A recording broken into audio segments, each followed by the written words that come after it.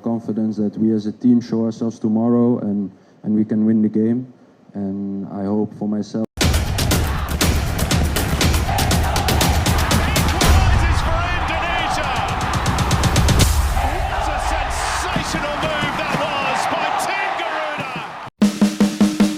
Timnas Indonesia punya banyak bahan evaluasi jelang pertandingan penting kontra Timnas Filipina pada Selasa malam ini.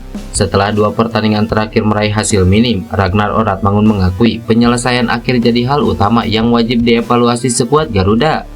Pemain keturunan tersebut mengakui bahwa permainan Indonesia sudah mengalami banyak peningkatan dari sebelumnya. Sayangnya para penyerang merah putih termasuk dirinya sendiri belum bisa memanfaatkan kesempatan di depan gawang. Dari 3 penampilannya untuk merah putih, Ragnar baru mencetak 1 gol. Sang pemain menciptakan gol indah saat menghadapi timnas Vietnam di Hanoi. Namun sejauh ini ia belum mampu mencetak gol ketika bermain di Indonesia. Pertama-tama saya rasa melawan Tanzania, tapi terutama pada pertandingan terakhir melawan Irak. Kami mencetak banyak peluang di depan gawang. Semuanya tergantung pada kami untuk mencetak gol dan menyelesaikan semua peluang yang kami ciptakan. Tapi sejauh ini saya belum berhasil mencetak gol di Indonesia. Tapi seperti yang saya katakan, saya berharap bisa mencetak gol pertama saya dan saya berharap bisa berperan penting di tim, ujar Ragnar Oratmangun. Pada laga melawan timnas Tanzania yang bertajuk uji coba awal Juni lalu, skuad Garuda hanya mampu bermain imbang 0-0. Sementara itu pada pertandingan melawan Irak, Indonesia harus menelan kekalahan 0-2. Melawan Filipina malam ini, Ragnar dan kawan-kawan menargetkan kemenangan guna mengamankan tempat di putaran ketiga kualifikasi Piala Dunia 2026. Masa depan gelandang timnas Indonesia Marcelino Ferdinand mulai terbuka. Ia memastikan tetap bermain di luar negeri untuk musim depan. Kontrak Marcelino Ferdinand bersama klub divisi kedua Liga Belgia KMS Cadense akan segera berakhir. Ia hanya menandatangani kontrak selama 1,5 tahun sejak awal 2023. 1,5 musim bersama KMS Cadense, Marcelino Ferdinand lebih banyak menjadi penghangat bangku cadangan. Pemain berusia 19 tahun itu cuma bermain 7 kali dengan catatan 1 gol dari 132 menit bermain. Masih abroad tapi rahasia di Eropa, lihat saja, ujar Marcelino Ferdinand.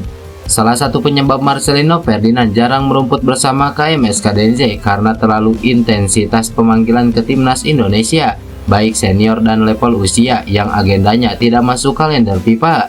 Untuk saat ini Marcelino Ferdinand fokus membela timnas Indonesia untuk melawan Filipina di Stadion Utama Gelora Bung Karno. Kami siap menghadapi Filipina, kami tidak lihat apapun, kita harus memenangi semua laga sisa. Kondisi pemain saya tegaskan, siap untuk menghadapi laga selanjutnya. Saya banyak ambil pelajaran dan pengalaman di Piala Asia U23 2024. Kita berubah secara keseluruhan, secara tim. Apalagi kami membawa permainan dari timnas Indonesia U23 ke senior, dan semua berjalan seimbang dan baik, ujar Marcelino Ferdinand. Bek timnas Indonesia JIJ menikmati momen penting dalam karirnya. Dia sukses mengantar timnya Venezia meraih tiket promosi ke kasta tertinggi Liga Italia alias Serie A pada musim depan. JIJ dianggap sebagai salah satu aktor penting di balik kemenangan Venezia dengan skor 0-1 atas Cremonese pada fase final leg kedua playoff promosi ke Serie A. Kini dia sudah harus bersiap untuk menatap pertandingan kualifikasi Piala Dunia 2026 bersama timnas Indonesia. Dia mengaku antusias untuk bisa membawa Garuda melaju jauh di kualifikasi itu. Timnas Indonesia dijadwalkan akan bersua dengan Filipina dalam laga terakhir grup F babak kedua kualifikasi Piala Dunia. Masyarakat Indonesia sangat mengharapkan skuad Garuda mampu menembus Piala Dunia 2026. JIJ mengaku siap bekerja keras untuk memenuhi ekspektasi tersebut. Mengenai ekspektasi para penggemar, kami hanya berusaha memainkan pertandingan kami dan semuanya selalu melakukan yang terbaik dan bekerja keras. Dengan cara itu tentu saja kami berusaha untuk menyenangkan mereka, ujar JIJ. JIJ sendiri sudah membukukan 2 penampilan bersama timnas Indonesia. Kebetulan semuanya terjadi saat melawan Vietnam pada laga grup F babak kedua kualifikasi Piala Dunia Maret lalu. Sayangnya dia harus absen karena kelelahan saat timnas Indonesia kalah 0-2 dari Irak. JIJ memiliki visi masa depan di mana sepak bola Indonesia mendapatkan pengakuan dan rasa hormat di panggung internasional. Ia berkomitmen untuk memainkan perannya dalam meningkatkan derajat sepak bola negaranya dengan tujuan untuk membawa kegembiraan dan kebanggaan bagi para penggemar sambil membuat sejarah dalam prosesnya.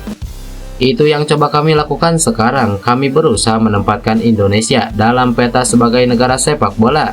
Anda tahu, saya pikir sebelum kami, Indonesia memiliki generasi-generasi yang bagus dan kami berusaha meningkatkannya setiap hari, setiap tahun.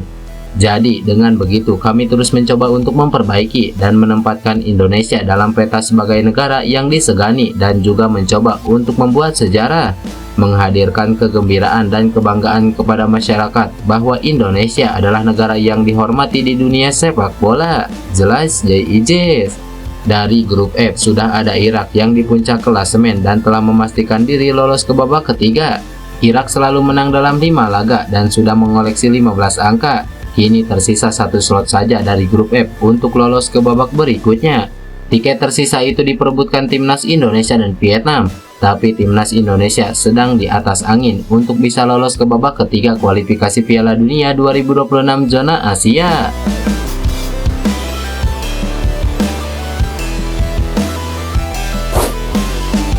Well, we know that Indonesia is a new powerhouse in Asian football. The team is very strong from Indonesia. The players, I come from Belgium, I worked in Holland, I know a lot of the players, also some Belgian players like Sandy Walsh. So Indonesian team is getting close to the level of South Korea, of Japan and these kind of countries in Asian football. We would like to try to get a good result against them, but we are not the favorite. Indonesia, we have huge respect for them. Indonesia is the big favorite for the game. It will be a packed crowd stadium with fantastic fans, and we will enjoy playing for that public. And it's normal as a coach. We will not play to lose. We will not play to draw. We're gonna try to win. But it will be very difficult for us. I'm looking forward for the next game because you know the Indonesian culture of the crowd, so it'll be a huge game with a lot of fans, and yeah, these games are. Ya gue sebenarnya agak kecewa sama Jordi Amat. Ini udah berkali-kali gue bilang dia nggak main bagus. Sudah berapa match yang gue tonton sama dia, termasuk yang match-match sebelumnya, dia tuh sering bikin kesalahan yang fatal. Di usia 32 ya, kalau gue bilang sih mending mainin JIC aja daripada Jordi sebagai pelapis lah. Kalau main 20 menit mungkin masih oke. Terus ya di depan Marcelino nggak nyaman di sayap. Dia lebih pemain kayak Marcelo ini punya skill, punya visi, mending kasih free roll di belakang striker.